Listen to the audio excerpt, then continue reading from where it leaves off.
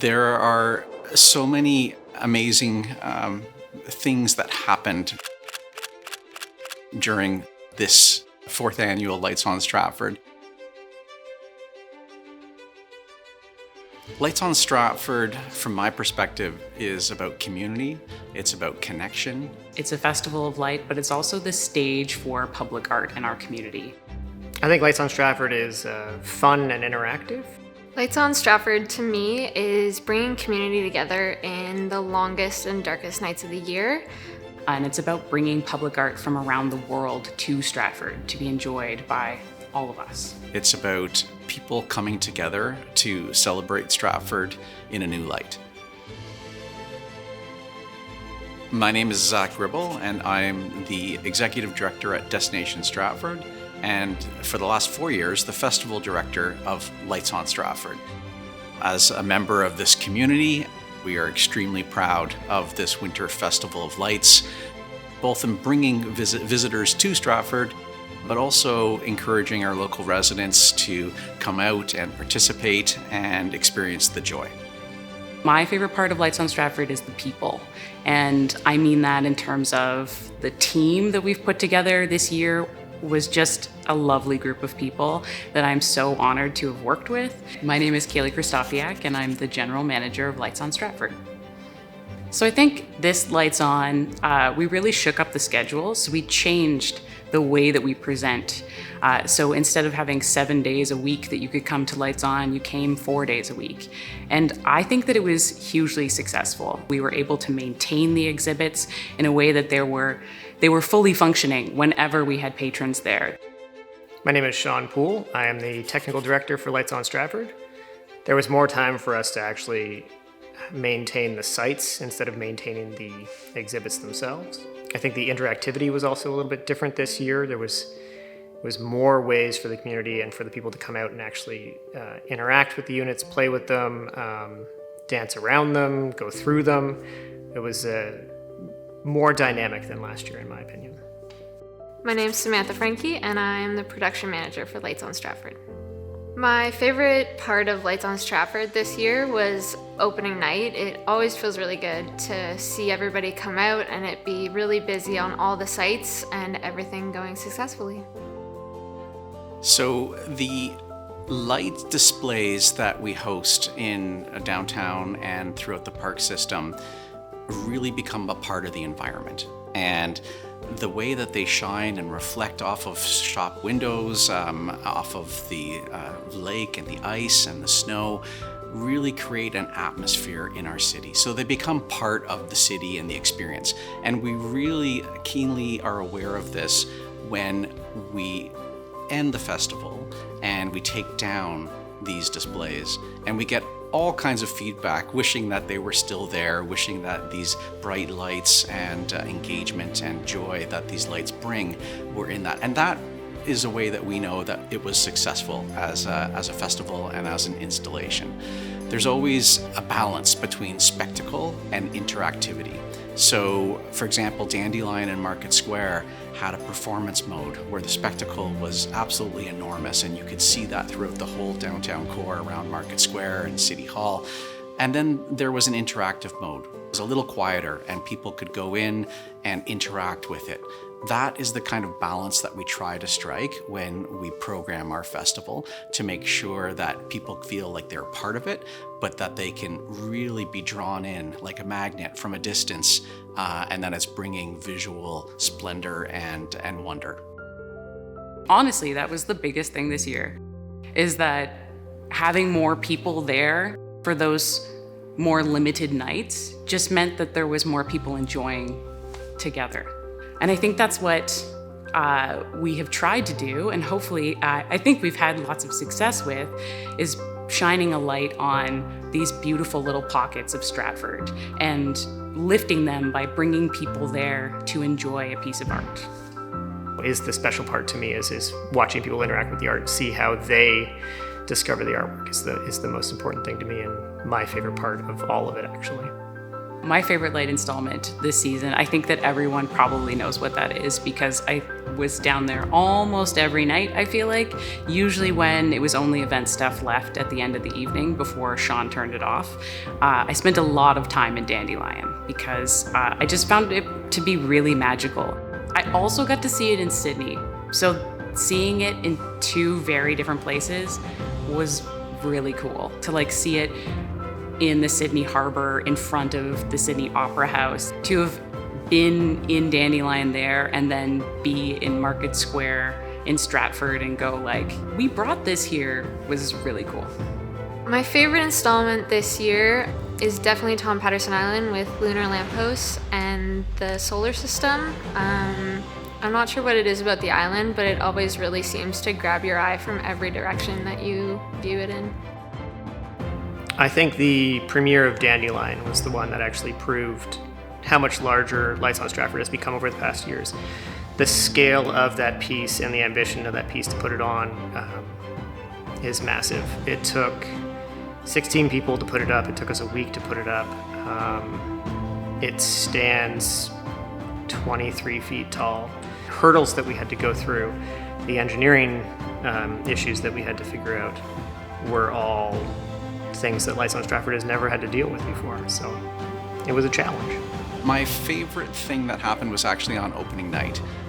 We collaborated with local high school, Stratford District Secondary School, and Stratford Public Library to create a flashlight mob. And there were literally hundreds of people that gathered around the Dandelion sculpture in Market Square. And so we had our own light display with hundreds of tiny points of light that were flashing up into the night sky. This was all captured by drone, and we were all transformed for a moment into wish-fulfilling dandelion seeds that were bringing good intention out into the community. So that was just an incredible community-wide event that I will remember forever. Our event staff this year, I feel like we just won the lottery with the lovely people that we had greeting all of our patrons this year. And then the artists that I get to meet from around the world and then bring here. And this year we got to work with Amigo and Amigo again. So we made friends last year that we then got to bring back, and we went on bike rides and we went out to eat and we talked about art and shared this awesome place that we live in with them. My name's Michael Harper from Amigo and Amigo in Australia, and I've come over here to help install these two artworks, and today this one in particular, the lunar lamppost. I was just telling Jeff that in Sydney yesterday it's 44 degrees, so it's quite the change from there to here. Coming all the way from Australia to this Lights on Stratford Light Festival, it's beautiful. I mean, these artworks came from Sydney, obviously Australia. The big dandelion, which is in front of City Hall, that was in a big festival called Vivid Sydney. And to bring it from a country like that to a country like this, in an environment like this, it's a beautiful backdrop. That's one thing that I keep looking at this and going, what an amazing backdrop to have this with the bleak trees and the cold and the snow. It's just going to look beautiful, I think, once it's all lit up. And as you can see, it's going to be seen from up the river and down the river. So we have quite a few different main light locations in our festival. Market Square is host to Dandelion, and that comes to us from Amigo and Amigo from Australia. They are just incredibly creative artists who make these interactive and joyous spectacles of light and create experiences. So we were thrilled to bring that into Market Square, and that was certainly our most popular display for this winter. On Tom Patterson Island, which is another one of our main locations, we created Space Island, and that reused an insanely popular display from a couple of years ago called Journey to the Stars, which is our solar system, which was highly requested to bring back. In addition, we had lunar lampposts, and that was an Amigo and Amigo display, again from Australia. The combination of putting both of those elements onto Tom Patterson Island, together with the bridge lighting, which is year-round, and the overhead star lighting. There's over 1,000 points of light overhead on Tom Patterson Island, and again, that is a year-round light display that we maintain and manage. That combination on the island, I think, was really successful. So we had families visit multiple times onto Space Island for that experience, for the interactivity of lunar lampposts, which featured over 40 different interactive points, including music and audio and other displays that we think were really successful, and include the heart sculpture. And again, that's been with us for a number of years, but putting that in the Heritage Bandshell on Veterans Drive is just a beautiful thing to see. The other elements that I'd really like to highlight are the shuttle bus that we were fortunate enough to partner with Stratford City Transit and actually transform that bus into a roving light display. This was really popular this year, and in fact we had double the ridership that we expected, and it was very successful in terms of getting people to and from the light displays as a hop-on, hop-off free service, but also participatory. We had a lot of feedback that people said, I want to be on that bus, I want to be on that light display, and I want to travel in and amongst all of the light. So that was really incredibly rewarding. Another great collaboration this year was with the City of Stratford and Community Services at the William Allman Arena. So that arena has just turned 100. It is an incredible space, and we were fortunate enough to actually add light within that arena and have free public skate dates where people could skate in and amongst the light on the ice. That is something that we will be continuing into the future. It was highly successful as well. Perth County Courthouse Tower of Light. We were extremely excited that Perth County was willing to collaborate and partner with us to make sure that this light display, which is very prominent on the cityscape of Stratford and can be viewed from all kinds of vantage points throughout the community and downtown, will remain for years to come with our investment together. I think Lights On Stratford gives the community something to look forward to in the winter months. When I first moved here, it felt very quiet, very slow, very sheltered from November until February. So I think Lights on Stratford fills a nice little void of giving people the opportunity to get outside, be more involved with the community, get together with your friends out in sometimes very cold nights. Just kind of livens up the colder, darker winter months.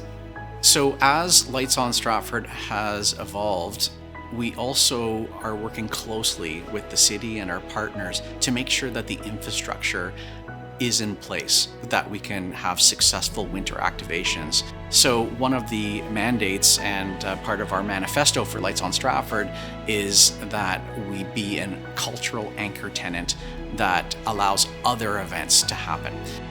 Lights on Stratford is very sensitive to the environment that we're in. We actually consider the city as a stage. And so working with our heritage buildings, whether that be the Perth County Courthouse or 70 Ontario Street with Lightwall, or even right behind City Hall and Market Square, these are all treasures, and we truly try to celebrate that with light. We were just incredibly fortunate to have Chris Majaki this year perform a traditional grass dance actually within and around the dandelion sculpture in Market Square. That was an incredibly touching performance that I think the community will remember for a long time, and we do hope to continue in that vein for the future as we bring in new ideas and new light displays to highlight our city. None of this happens without lots of support and an incredible team.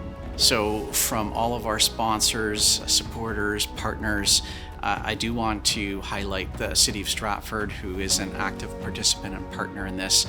Public Works and Community Services are incredibly supportive and an integral part of making this successful. But our General Manager, Kaylee Kristofiak, and the entire Lights On Stratford team, who work in minus 30-degree weather, who help every day during our Light Festival to make sure this is a fantastic experience for all of our patrons and for our community. A sincere, heartfelt thank you to all of them. the Destination Stratford crew who help from logistics to marketing to make all of this work, and the Destination Stratford board who has been super supportive from the very beginning when this was just a concept to now a major Winter Lights Festival. All of this requires an incredible amount of energy, motivation, positivity, vision, and support. So thank you to everyone who helped make this festival happen. People can expect us to put our whole heart into bringing you as much as we possibly can in the next season. Okay, so our future plans for Lights On, we're not quite at the stage where we are ready to tell everyone what we're doing next year, but I think you can expect that we are going to keep growing Lights On and putting all of our passion and creativity into this project to come together and create something that is community-based, and then bring things here from all over the world. We have some exciting plans coming up. It's going to be bigger, it's going to be better, and it's going to be great for the community. Growth and refinement. So we learn every year, and we are really excited about where we are now, but we're even more excited about raising the caliber further. And the trajectory moving forward is incredibly exciting.